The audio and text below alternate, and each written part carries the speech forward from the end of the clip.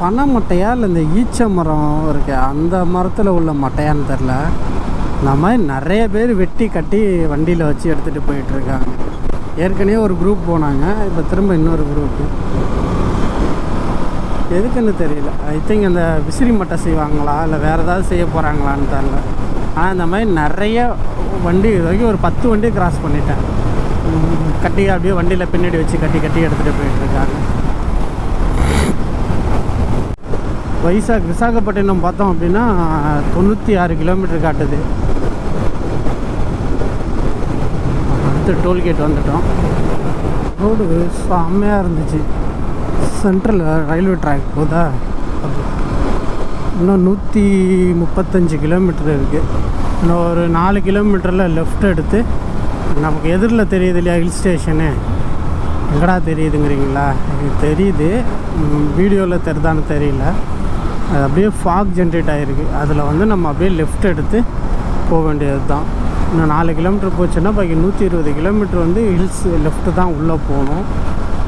பார்க்கலாம். கிலோமீட்டர் தாண்டி left cut பண்ணுன்னு சொல்லிட்டு காமிச்சிச்சு. நானும் கட் பண்ணி உள்ளே வந்துட்டேன். பங்காயரப்பேட்டாவும். பட் ஆனால் இங்கே பெட்ரோல் பங்க்கெல்லாம் இருக்கா இல்லையான்னு தெரில. நேராக ஹில் ஸ்டேஷன் சைடு தான் போகுது. ஒரே டவுட்டாக இருக்குது. ஃபில் பண்ணியாச்சு. இன்னும் வந்து பார்த்தீங்க அப்படின்னா 119 கிலோமீட்டர் போகணுமா அந்த சைடில். நமக்கு இது தெரில, இந்த சைடு ஏடிஎம் எதுவும் இருக்குமா இல்லையான்னு. கையில் வெறும் 700 ருபீஸ் தான் வச்சுருக்கேன். அதனால் போய் பார்க்கலாம், இருக்குன்னு ஒரு நம்பிக்கை இருக்குது. அப்படி இல்லைனாலும் கூகுள் பே, ஃபோன்பே ட்ரை பண்ணுவோம். அப்படி இல்லைன்னா இந்த 700 ரூபாயோட திரும்பி வந்து தான் ஆகணும். கேட்டேன், உள்ளே இருக்குங்கிற மாதிரி தான் சொன்னாங்க. பார்க்கலாம். ஆனால் அவங்க சொல்கிறது எனக்கு புரிய மாட்டுது, நான் சொல்கிறது அவங்களுக்கு புரிய மாட்டுது. மோஸ்ட்லி இங்கிலீஷு தெரியல. பக்கம் போன ரூட்டு தப்புன்னு சொல்லிவிட்டு திரும்பி போக சொல்லுது. திரும்பி ரிட்டன் போயிட்டுருக்கேன். பார்க்கலாம்.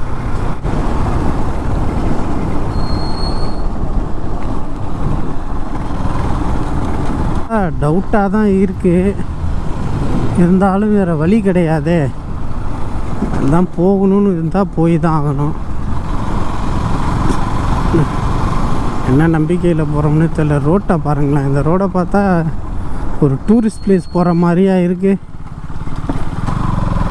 டவுட்டாக தான் இருக்குது, இருந்தாலும் போவோம்.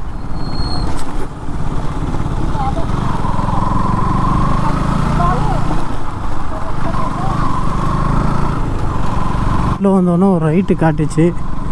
ரோடு பார்த்தா இப்போ தான் போட்ட மாதிரி இருக்குது. ஏதோ ஒரு காட்டுக்குள்ளே போகிறோன்னு மட்டும் தெரியுது. ஆனால் என்ன கண்டிஷனில் போகிறோன்னு தான் தெரில.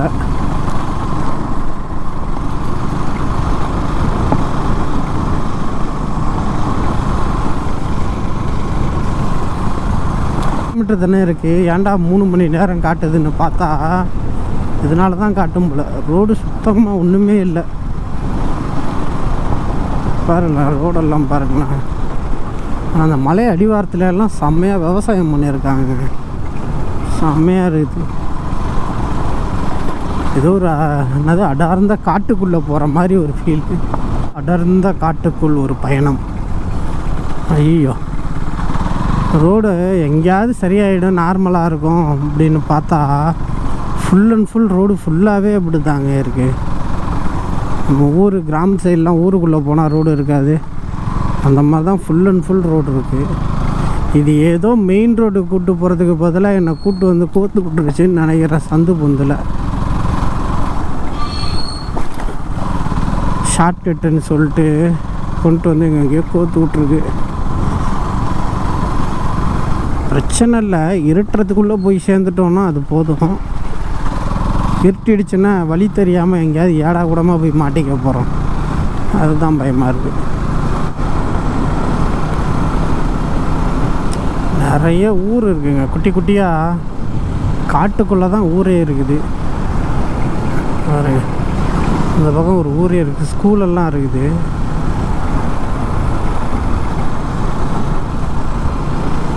ஸ்கூல் முடித்து பசங்கள்லாம் இப்போ தான் வீட்டுக்கு போயிட்டுருக்காங்க. ஓகே, நான் எங்கேயோ போனப்போ தான் இந்த மாதிரி ஃபீல் பண்ணேன். அதே மாதிரி இப்போயும் நல்லா டீப் வில்லேஜுக்குள்ளே போய்கிட்டு இருக்கோம். இப்போ ஏர் கலப்பை எடுத்துகிட்டு போகிறாரு பாருங்கள். இந்த ஏர் கலப்பெல்லாம் நான் ஒரு 30 வருஷத்துக்கு முன்னாடி எங்கள் தாத்தா வயலுக்கு எடுத்துகிட்டு போகும்போது பார்த்தது. அதுக்கப்புறம் இப்போ தான் பார்க்குறேன். எப்படியோ கஷ்டப்பட்டு மலையோட அடிவாரத்துக்கு ஃபஸ்ட்டு செக் போஸ்ட்டை போயிட்டோம். ஆனால் நம்மளோட பேட் லக் பார்த்திங்க அப்படின்னா மெமரி கார்டும் ஆல்மோஸ்ட் ஃபுல்லாகிடுச்சு. அதுக்கப்புறம் வந்து பார்த்திங்க அப்படின்னா அதே மாதிரி ஆடியோவும் இதுக்கப்புறம் ஃபுல்லாகவே டேமேஜில் இருந்துச்சு. ஸோ அதனால் சில குறிப்பிட்ட இது மட்டும் கிளிப்ஸ் மட்டும் எடுத்தது ஆடியோ ரெக்கார்ட் பண்ணி போட்டிருக்கேன். நிறையா கிளிப்ஸை வந்து எடுக்கிற மாதிரி ஆகிடுச்சு. ஏன்னா எல்லாத்துலேயுமே வந்து பார்த்திங்க அப்படின்னா விண்ட் நாய்ஸு, பைக்கோட நாய்ஸ் தான் அதிகமாக இருந்துச்சு. அதனால் அதெல்லாம் க்ளோஸ் பண்ணிவிட்டு சில நல்லா இருக்கிற வீடியோஸ் மட்டும்தான் எடுத்து போட்டிருக்கேன். பாருங்கள், இந்த இடத்துல எல்லாம் வந்து பார்த்திங்க அப்படின்னா நிறைய அந்த ஹில்ஸ் ஏறும்போதே அந்த ஹில்ஸ் மட்டுமே எனக்கு வந்து டோட்டலாக வந்து 105 கிலோமீட்டர் காமிச்சிச்சு.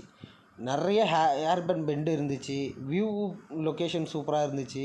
அதே மாதிரி நம்ம உள்ளே என்ட்ராகினதுக்கு அப்புறம் ஒரு 1/2 hour 1 hourலாம் வந்து ஃபுல்லாக இருட்டி போயிடுச்சு. இந்த ஏர்பன் பெண்டெல்லாம் பார்த்திங்க அப்படின்னா ரொம்ப ஷார்ப்பாக இருக்கும். ஆனால் வண்டி ஓட்டுறதுக்கு இந்த ஹில் ஸ்டேஷனில் ஓட்டுறதுக்கு செம்மையாக இருந்துச்சு.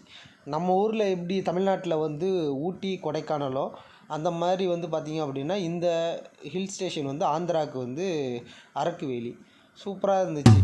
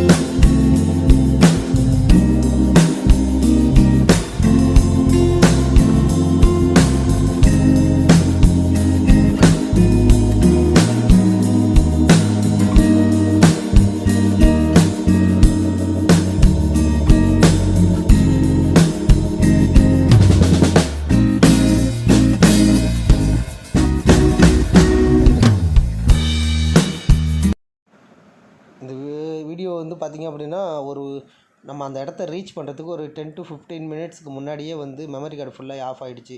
சரி, பேட்டரியும் ட்ரை ஆகிடுச்சு, அதோட விட்டுட்டோம். அதுக்கப்புறம் வந்து பார்த்திங்க அப்படின்னா நேராக ரூமுக்கு போயிட்டு ரூம் எடுத்துகிட்டு ரூம்லேயே ஸ்டே பண்ணியாச்சு நைட்டு. ஓகே, இந்த வீடியோ உங்களுக்கு பிடிச்சிருக்குன்னு நினைக்கிறேன். பிடிச்சிருந்துச்சி அப்படின்னா மறக்காமல் நம்ம சேனலை சப்ஸ்கிரைப் பண்ணிவிட்டு லைக் பண்ணுங்கள். முடிஞ்சால் ஃப்ரெண்ட்ஸுக்கு ஷேர் பண்ணி விடுங்க. தேங்க்யூ.